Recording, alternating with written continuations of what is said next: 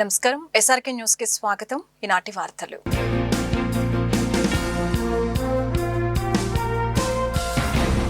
గడిచిన 2 ఏళ్లలో పంచాయతీరాజ్ శాఖలో 10,000 మంది ఉద్యోగులకు పదోన్నతులు కల్పించినట్లు రాష్ట్ర కమిషనర్ కృష్ణ చైతన్య వెల్లడించారు. శుక్రవారం జిల్లా పరిషత్ కార్యాలయంలో నిర్వహించిన జాతీయ పంచాయతీరాజ్ దినోత్సవ వేడుకల్లో పాల్గొని కృష్ణ చైతన్య మాట్లాడారు. ఉద్యోగుల సంక్షేమానికి పెద్దపీట వేస్తూ అర్హులైన వారందరికీ పదోన్నతులు దక్కేలా ప్రభుత్వం ప్రత్యేక చర్యలు తీసుకుంటుందని తెలిపారు. కార్యక్రమం అనంతరం ఉత్తమ అధికారులు, సిబ్బందికి అవార్డులు ప్రదానం చేశారు. జెడ్పీ చైర్పర్సన్ కత్తెర హెనీ క్రిస్టినా, ఇతర అధికారులు ఈ కార్యక్రమంలో పాల్గొన్నారు.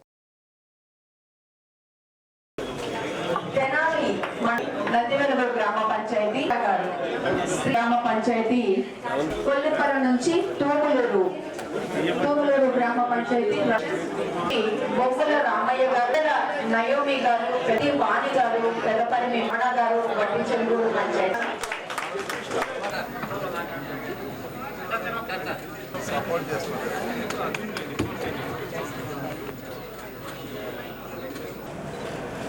నేషనల్ పంచాయతీ డే కాబట్టి ఒక చిన్న విషయం ఎందుకు చెప్తాం అనుకున్నాం. నేను కమిషనర్ గా జాయిన్ అయిన తర్వాత డిప్యూటీ సీఎం గారు పేషీలో ఒక మీటింగ్ కి పిలిచారు. మీటింగ్ కి పిలిచిన తర్వాత ఆబ్వియస్లీ ఏఎస్ ఆఫీసర్ ఏం చేస్తారు, సార్ ఇది మొదలు పెడదామా అది మొదలు పెడదాం అని అడిగితే డిప్యూటీ సీఎం గారు అది కాదు, అసలు పంచాయతీలో పనిచేసిన వాళ్ళకి చాలా ప్రాబ్లమ్స్ ఉన్నాయట, ఫస్ట్ మనం అది అడ్రస్ చేసిన తర్వాత వేరే ఏ స్కీమ్ అయినా మొదలు పెడదాం అన్నారు. నాకు ఆ రోజు ఆయన చెప్పినప్పుడు అంత ఇంపార్టెన్స్ అర్థం కాలేదు. కానీ నేను ఎప్పుడైతే ఫీల్డ్కి వెళ్ళి చూశానో నాకు అర్థమైంది ఏంటంటే, పంచాయతీలో ఒక అతను గ్రేడ్ 4 పంచాయతీ సెక్రటరీగా జాయిన్ అవుతాడు, లేదా ఒక జూనియర్ అసిస్టెంట్ గా జాయిన్ అవుతాడు. అతనికి పెళ్లి అయ్యే టైంకి అతనికి అవగానే సేమ్ అదే పోస్ట్ లో ఉంటాడు. పిల్లలు పుట్టే టైంకి సేమ్ అదే పోస్ట్ లో ఉంటాడు. పిల్లలు పెళ్లి అయ్యే టైంకి సేమ్ అదే పోస్ట్ లో ఉంటాడు. రిటైర్ అయ్యే టైంకి మాక్సిమం అదే పోస్ట్ లోనే రిటైర్ అవుతాడు. సో ఏ మనిషికి అయినా సరే మనకి జాబ్ వచ్చిన దగ్గర నుంచి రిటైర్ అయ్యేదాకా ఒకే పొజిషన్ లో ఉన్నామంటే ఎవరికి మోటివేషన్ ఉండదు. అలా మోటివేషన్ లేని క్యాడర్ లో మనం ఏ కొత్త ప్రోగ్రామ్ తీసుకొచ్చినా సరే సక్సెస్ రేట్ అనేది ఉండదు. సో డిప్యూటీ సీఎం గారు మాకు ఫస్ట్ వచ్చిన ఇన్స్ట్రక్షన్ ఏంటి అంటే, అసలు వీళ్ళు క్యాడర్ మొత్తం మోటివేట్ అవ్వాలి, వాళ్ళకి పెండింగ్ ప్రమోషన్స్ అన్ని ఇవ్వండి అన్నారు. మేము పెండింగ్ ప్రమోషన్స్ ఇవ్వాలి అనుకున్నప్పుడు ఒక 1000-1500 ప్రమోషన్స్ పెండింగ్ ఉంటాయి అనుకున్నాం. కానీ ఇవ్వడం మొదలు పెట్టిన దగ్గర నుంచి అది 1000 కాదు, 2000 కాదు, 3000 కాదు, 5000 కాదు, 10,000 ప్రమోషన్స్ అనేవి జనాలకి ఇవ్వడం జరిగింది. అండ్ డిప్యూటీ సీఎం గారు దాంతో ఆగలేదు. ఈ ప్రమోషన్సే కాదు, మనం ఉన్నప్పుడు మంచి జరగడం గొప్ప కాదు, మనం లేని రోజు కూడా డిపార్ట్మెంట్ లో మంచి జరగాలని చెప్పి ఒక రిఫార్మ్స్ తీసుకొచ్చారు. ఆ రిఫార్మ్స్ తీసుకొచ్చినప్పుడు మేము ఎంత క్లియర్ గా రిఫార్మ్స్ స్టడీ చేశామంటే, ఈ రిఫార్మ్స్ ముందు పంచాయత్ సెక్రటరీ గ్రేడ్ 6 దాదాపు 11,000 మంది ఉంటే, గ్రేడ్ 5 లో 6,000 మంది ఉన్నారు, గ్రేడ్ 4 అరౌండ్ 4,000 మంది ఉన్నారు, గ్రేడ్ 3 అరౌండ్ 2,000 మంది ఉన్నారు, గ్రేడ్ 2 అరౌండ్ 1000 మంది ఉన్నారు, గ్రేడ్ 1 అరౌండ్ 2,000 మంది ఉన్నారు. అంటే ఒక జిల్లాలో మాక్సిమం గ్రేడ్ 2 ఎన్ని పోస్టులు ఉన్నాయంటే 15 నుంచి 20 దాకా. అక్కడ గ్రేడ్ 2 తక్కువ పోస్టులు ఉండటం వల్ల, గ్రేడ్ 3 తక్కువ పోస్టులు ఉండటం వల్ల చాలా తక్కువ మందికి ప్రమోషన్ వచ్చే అవకాశం ఉండేది. సో దానివల్ల గ్రేడ్ 3 గా జాయిన్ అయిన వాళ్ళు, గ్రేడ్ 4 గా జాయిన్ అయిన వాళ్ళు మాక్సిమం గ్రేడ్ 4 గాను గ్రేడ్ 3 గాను రిటైర్ అయ్యేవాళ్ళు. ఎందుకంటే గ్రేడ్ 2 లో చాలా తక్కువ పోస్టులు ఉన్నాయి కాబట్టి. అందుకని రిఫార్మ్స్ అని తీసుకొచ్చి ఈ రోజు మీరు చూసినట్లయితే మనకి డిప్యూటీ ఎంపీడీఓ దాదాపు 1700 పోస్టులు ఉన్నాయి. 660 జిఎస్డబ్ల్యూఎస్ లో, 660 పంచాయతీలు, 360 దాదాపు రూరల్ పంచాయతీలు. అదేవిధంగా గ్రేడ్ 1 లో 1,500 నుంచి 3,000కి తీసుకొచ్చాము, గ్రేడ్ 2 లో 1,300 నుంచి 3,000కి తీసుకొచ్చాము, గ్రేడ్ 4 లో 6,000కి తీసుకొచ్చాము. అంటే ఈ రోజు గ్రేడ్ 3 గా ఎవరైనా ఉంటే కనుక కంపల్సరీగా వాళ్ళకి రిటైర్ అయ్యే టైంకి మినిమం వాళ్ళు డిప్యూటీ ఎంపీడీఓ అయ్యే అవకాశం ఉంది. ఈ రిఫార్మ్స్ తీసుకొచ్చేటప్పుడు ఒక ఇనిషియల్ డ్రాఫ్ట్ డిప్యూటీ సీఎం గారికి చూపించడం జరిగింది. డిప్యూటీ సీఎం గారికి చూపించినప్పుడు మేము ఎంతసేపటికి రిటైర్ అయ్యే టైంకి ఏ పోస్ట్ లో ఉంటారని చెప్తుంటే, రిటైర్ అయ్యే టైంకి కాదు, సర్వీస్ వచ్చిన 20-25 ఏళ్ళకి ఏ పోస్ట్ లో ఉంటారని చెప్పాలని అడుగుతున్నారు. మేము అడిగాము సార్ని, ఎందుకు 20-25 ఏళ్ళు అంటే ఆ టైంలోనే కదా వాళ్ళ ఇంట్లో పెళ్లిళ్ళు జరిగేది పిల్లలకి. సో వాళ్ళ పిల్లల పెళ్లిళ్ళ టైంలో వీళ్ళు ఏ పోస్ట్ లో ఉండే అవకాశం ఉంది అని అడిగారు.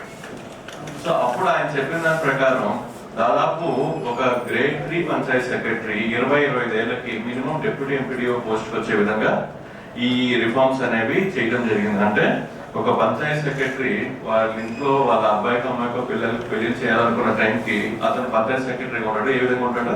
మినిమం డెప్యూటీ ఎంపీడీఓ గాను. అంటే ఒక బ్యూరోక్రాట్ ఒక లీడర్ కి చాలా డిఫరెన్స్ ఉంటుంది. ఒక లీడర్ లో ఎంపతి ఉంటుంది, బ్యూరోక్రాట్స్ ఎంతసేపటికి ఒక బ్యూరోక్రాటిక్ కైండ్ ఆఫ్ థింకింగ్ ఉంటుంది. సో డిప్యూటీ సింగ్ గారు చెప్పిన విధంగా ఒక పంచాయత్ సెక్రటరీ అనే వాళ్ళు 20-25 ఏళ్ళకి మినిమం డెప్యూటీ ఎంపీడీఓ అయ్యే విధంగా ఒక రీస్ట్రక్చరింగ్ అనేది చేసి ఒక మోటివేషన్ క్యాడర్ తీసుకొచ్చాం. తిరుపతిలో ఈ నెల 26 నుంచి 29 వరకు ఏఐటియుసి రాష్ట్ర మహాసభలు జరగనున్నాయి. ఈ క్రమంలో గుంటూరు కొత్తపేట నుంచి ఏఐటియుసి రాష్ట్ర ప్రధాన కార్యదర్శి వెంకట సుబ్బయ్య శుక్రవారం జీపు జాతను ప్రారంభించి మాట్లాడారు. కేంద్ర రాష్ట్ర ప్రభుత్వ ప్రజా వ్యతిరేక విధానాలని ప్రజలకు వివరిస్తూ ఈ జాత తిరుపతి వరకు కొనసాగుతుందని చెప్పారు. ఏఐటియుసి గౌరవ అధ్యక్షులు రాధాకృష్ణమూర్తి, జిల్లా అధ్యక్షుడు రావుల అంజుబాబు, కార్యదర్శి మెడా హనుమంతరావు తదితరులు పాల్గొన్నారు.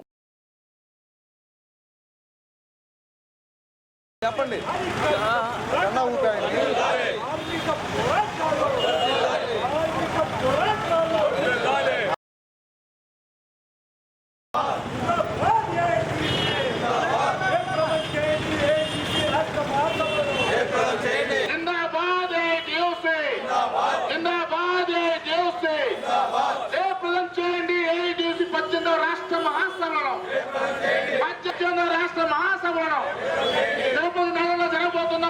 రాష్ట్ర మహాసభలో ఈ నెల 26 నుంచి 28 వరకు జరగబోతున్న రాష్ట్ర మహాసభలో సాధిస్తాం అమరవీరుల ఆశయాలను. సాధిస్తాం అమరవీరుల ఆశయాలను. 2022 మార్చి 6, 7, 8 తేదీలలో రాష్ట్ర 17వ మహాసభలు గుంటూరులో జరిగాయి పెద్ద ఎత్తున. ఆ గుంటూరులో అమరవీరులో ఆశించినటువంటి మా ఏఐటియుసి జెండాను, ఆ మహాసభ జెండాను ఈరోజు జాథా నిర్వహించి అనేక పట్టణాలు, అనేక నగరాల మీదుగా ప్రచారం చేసుకుంటూ రేపు 26వ తేదీన జరిగేటువంటి బహిరంగ సభలో ఏఐటియుసి జాతీయ ప్రధాన కార్యదర్శి కమ్రేడ్ అమర్జిత్ కౌర్ గారికి ఇక్కడ జెండాను, ఈ మహాసభల జెండాను తిరుపతి 18వ మహాసభలో అందించడం జరుగుతుంది. అలాగే ముతవీరుల స్తూపాల నుంచి కూడా జెండాలను మరి ఆ సభలో, బహిరంగ సభలో నాయకులకు, జాతీయ నాయకులకు, రాష్ట్ర నాయకులకు అందించడం జరుగుతుంది. మరి దాని నిమిత్తమై ఇక్కడ జీపు జాత ఈరోజు ఇక్కడ ప్రారంభమవుతుంది. మరి ఈ జీపు జాతాలో మా ఏఐటియుసి జిల్లా అధ్యక్షులు అంజుబాబు ఆధ్వర్యంలో మరి దీన్ని జరుగుతుంది. ఇక్కడ మా జిల్లా సెక్రటరీ హనుమంతరావు గారు, మా జిల్లా రాష్ట్ర గౌరవాధ్యక్షులు మా ఎలుగురి రాధాకృష్ణమూర్తి గారు, రాష్ట్ర కార్యదర్శి కొండలరావు గారు, అలాగే రమేష్ గారు, జాన్సన్ బాబు అందరూ కూడా మా ఏఐటియుసి రాష్ట్ర నాయకులందరూ కూడా ఈ కార్యక్రమంలో పాల్గొంటున్నారు. ఏదైతే మరి కేంద్ర రాష్ట్ర ప్రభుత్వాలు అనుసరిస్తున్నటువంటి కార్మిక వ్యతిరేక విధానాలకు నిరసిస్తూ ఈ జాథా ఊరూర్లో ప్రచారం చేస్తూ పోతుంది. కాబట్టి ఈ రాష్ట్రంలో ఉండేటువంటి చంద్రబాబు నాయుడు, మోడీ కార్మిక వ్యతిరేక విధానాలపై ప్రచారం చేసుకుంటూ 26వ తేదీకి తిరుపతికి చేరబోతా ఉంది. 2022 మార్చి 6, 7, 8 తేదీల్లో ఏఐటియుసి రాష్ట్ర మహాసభలు గుంటూరులో ఘనంగా జరిగాయి. తిరిగి 18వ మహాసభలు 26 నుండి 29 వరకు తిరుపతిలో జరగబోతున్నాయి.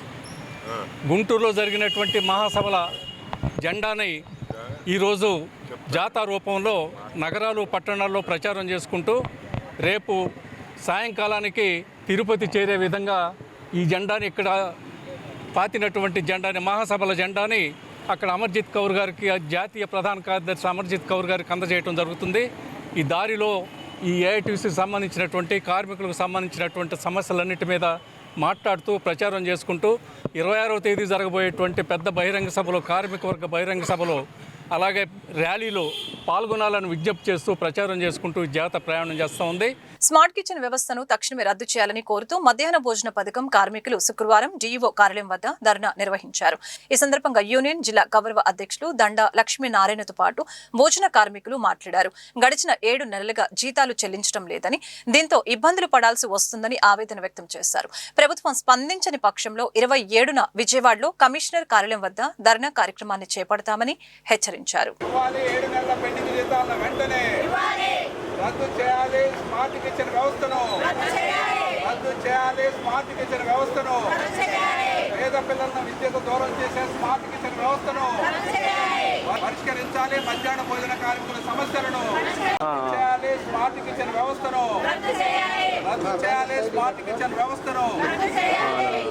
మధ్యాహ్న భోజన కార్మికుల సమస్యలు పరిష్కరించాలని ఈరోజు రాష్ట్ర వ్యాప్తంగా అన్ని DO కార్యాలయాల వద్ద ధర్నా జరుగుతుంది. ప్రధానంగా 7 నెలల పెండింగ్ జీతాలు చెల్లించాలని చెప్పేసి కోరుతున్నారు.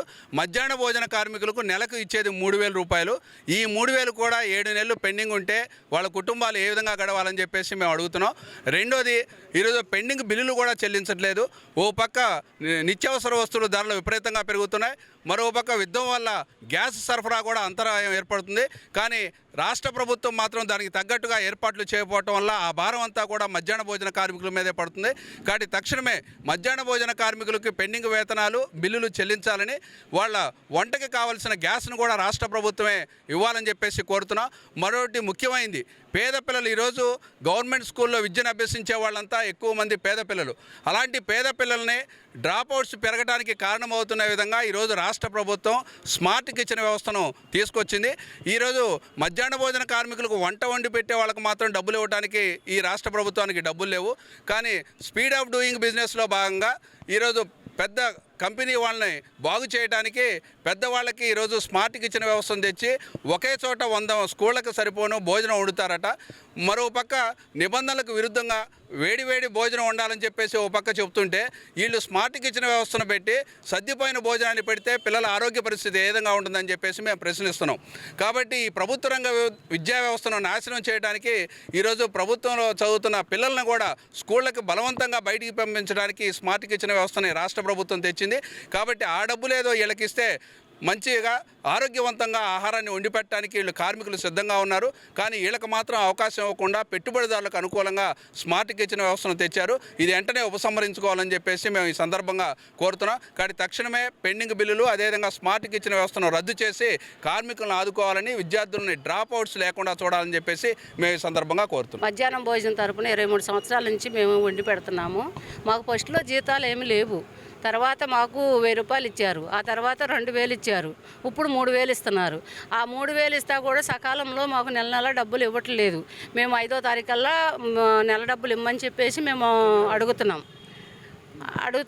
అయినా కూడా మాకు ఇవ్వట్లేదు. సర్లే, వాళ్ళు వేసినప్పుడే మేము తీసుకుంటున్నాము. మేము బయట వడ్డీలకు తీసుకొచ్చి పెట్టుబడులు పెట్టి మేము చేస్తుంటే ఇప్పుడు స్టార్ కిచెన్ అని చెప్పేసి ప్రైవేట్ సంస్థలకు ఇస్తున్నారు. అట్లా ఇవ్వద్దని చెప్పేసి మేము వేడివేడిగా మంచిగా భోజనం పెడుతున్నాం కాబట్టి మాకే ఇమ్మని చెప్పేసి మేము ఇచ్చేస్తున్నాం. ఏఈఎల్సీ పరిపాలన కోసం ఏర్పాటు చేసిన న్యాయ వ్యవస్థ బృందం పర్యవేక్షణ సంతృప్తినిచ్చిందని రెవరెండ్ పాస్టర్ శామ్ సంపత్ కుమార్ హర్షం వ్యక్తం చేశారు. హైకోర్టు రిటైర్డ్ న్యాయమూర్తి కురియన్ జోసెఫ్ ను ఏఈఎల్సీ కంట్రోలర్ గా నియమించి ఏడాది పూర్తయిందని చెప్పారు. శుక్రవారం అరండలపేటలోని ఓ హోటల్లో ఏఈఎల్సీ పాస్టర్లతో సమావేశం జరిగింది. ఈ సందర్భంగా ఏర్పాటు చేసిన మీడియా సమావేశంలో సంపత్ కుమార్ మాట్లాడారు. పాత మేనేజ్మెంట్ వ్యవహరించిన తీరు కారణంగా 69.9 కోట్ల ఇన్కమ్ ట్యాక్స్ కట్టాల్సి వచ్చిందని అన్నారు. ప్రస్తుతం ఎన్నికలు జరపడానికి సిద్ధంగా ఉన్నారని చెప్పారు. ఏఈఎల్సీ పరిరక్షణ కోసం పాస్టర్లు సమిష్టిగా పనిచేయాలని పిలుపునిచ్చారు. రెవరెండ్ పాస్టర్స్ సువర్ణరావు, పాల్ ప్రసాద్, ప్రియదర్శిని, శామ్యూల్, జయకుమార్ పాల్గొన్నారు.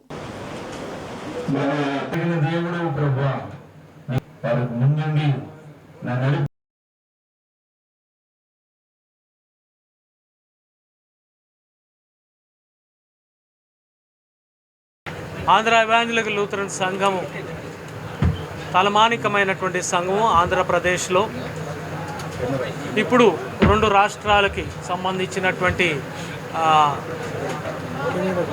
ప్రార్థనలు లేక దేవాలయాలు లేక సంఘ అభివృద్ధిలో అనేకమైనటువంటి సేవలు అందించినటువంటి సంఘము ఆంధ్ర ఎవాంజలికల్ లూథరన్ సంఘము.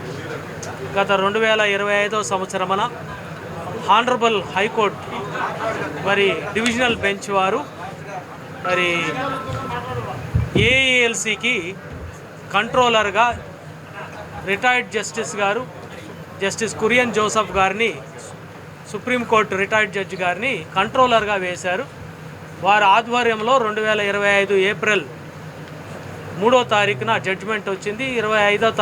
ఏప్రిల్ 25వ తారీఖున 2025న వాళ్ళు ఛార్జ్ తీసుకున్నారు, ఆఫీస్ ఛార్జ్ తీసుకొని మరి ఈ దినం వరకు వారి యొక్క కంట్రోలర్షిప్లో జస్టిస్ జోసెఫ్ పిఎస్ అడ్మినిస్ట్రేషన్లో జేసరత్నం గారి యొక్క పిఏ జస్టిస్ కురియన్ గారికి పిఏ గారి నాయకత్వంలో నడుస్తూ ఉంది. ఈ సంవత్సరం పాటు కూడా వారు మరి సంఘానికి కావాల్సినటువంటి ఆలోచనలు, తలంపులు, సంఘానికి ఏ విధంగా నడిస్తే న్యాయబద్ధమైనటువంటి ఎలక్షన్స్ అనే జరపగలుగుతామనే దాని మీద వారు ఆలోచన చేస్తూ అనేకమైనటువంటి పనుల్లో వారు నిమగ్నులై బాగు చేసుకుంటూ మరి ఆ విధమైనటువంటి ప్రక్రియలో వారు ముందుకు వెళ్తూ ఉన్నారు. రేపటి దినానికి అది సంవత్సరం అవబోతూ ఉంది. కాబట్టి ఆ సంవత్సరం పూర్తి పునస్కరించుకున్నటువంటి సందర్భంలో మరి దేవుడు చేసిన గొప్ప మేలు ఒక సురక్షితమైన హస్తాల్లో దేవుడు పెట్టి సంఘాన్ని నడిపించడానికి, సంఘాన్ని మరొకసారి పునర్నిర్మాణం చేయడానికి, శ్రేయస్సు కొరకు జస్టిస్ని వేసినందుకు మేము జ్ఞాపకం చేసుకుంటూ దేవునికి వందనాలు తెలియజేసుకుంటూ ఏర్పాటు చేయబడినటువంటి కూడిక ఇది. దాంట్లో ముఖ్యంగా మరి ఈ సంవత్సరం అంతా కూడా వారు చేసినటువంటి విషయాలు కొన్నిట్లో మేము తెలియపరిచాము. వాటిలో ముఖ్యమైనటువంటి విషయంలో ఏంటంటే ఏఈఎల్సీకి పూర్వ ఉన్నటువంటి మేనేజ్మెంట్ వలన కానీ అంతకుముందు ఉన్నటువంటి మిస్ మేనేజ్మెంట్ వలన జరిగినటువంటి విషయాల్లో 69.09 కోట్లు ఇన్కమ్ ట్యాక్స్కి కట్టాల్సినటువంటి అవసరత వచ్చింది. ముఖ్యమైనటువంటి విషయం అది. వీళ్ళు రాగానే జడ్జిలు రాగానే వాళ్ళకి నోటీసులు ఇష్యూ జరిగింది.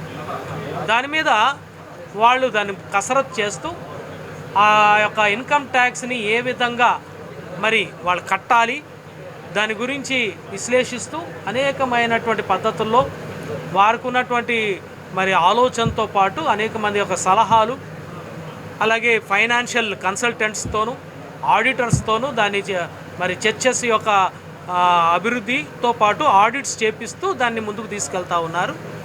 అందునిమిత్తమై వాళ్ళు చేస్తున్నటువంటి ప్రక్రియలో మరి ఈ ఎలక్షన్ ప్రాసెస్ కూడా దానితో ముడిపడి ఉన్నది కాబట్టి కాస్త ఆలస్యం ఉండటం జరుగుతూ ఉన్నది. కానీ ప్రక్రియ చాలా మరి ఎటువంటి లోపం లేకుండా, ఎటువంటి అవంతరాలు లేకుండా దాన్ని జరపడానికి వారు సిద్ధపడి ఉన్నారు. ఇది ఫస్ట్ పాయింట్. సెకండ్ది ఏమిటంటే వాళ్ళు వచ్చి చూసినటువంటి విషయాల్లో అనేకమైనటువంటి ప్రాపర్టీస్, దాదాపు కోట్లల్లో ఉన్నటువంటి ప్రాపర్టీస్, 4 రాష్ట్రాల్లో ఉన్నటువంటి ప్రాపర్టీస్ అన్నీ కూడా కబ్జా జరిగినాయి. ఇల్లీగల్ లీజులు, రిజిస్ట్రేషన్స్ జరగబడి ఉన్నాయి. అవన్నిటిని కూడా పరిశీలన చేస్తూ వాళ్ళు వాటి మీద మరి కోర్టు కేసుల్లో ఉన్నటువంటి వాటిని అన్నీ కూడా పరిశీలన చేసి వాటిని అన్నింటిని కూడా మరొకసారి ఏఈఎల్సీకి తీసుకురావాలనే ఆలోచన కలిగినటువంటి ధోరణిలో ముందుకు వెళ్తున్నారు. అనేకమైన ఆటంకాలు ఉన్నాయి. వాళ్ళు వెళ్తున్నా కూడా బలమైనటువంటి సంఘపరమైనటువంటి మనుషులు హస్తాల్లో ఉన్నాయి, పొలిటికల్ హస్తాల్లో ఉన్నాయి. క్రైస్తవులు కానటువంటి వాళ్ళు దాని కబ్జాలు కూడా చేసుకున్నటువంటి వాళ్ళు ఉన్నారు. వాళ్ళందరికీ కూడా పూర్వం పరిపాలించినటువంటి మేనేజ్మెంట్ల వలన వాళ్ళ చేతిలోకి వెళ్ళిపోయినాయి.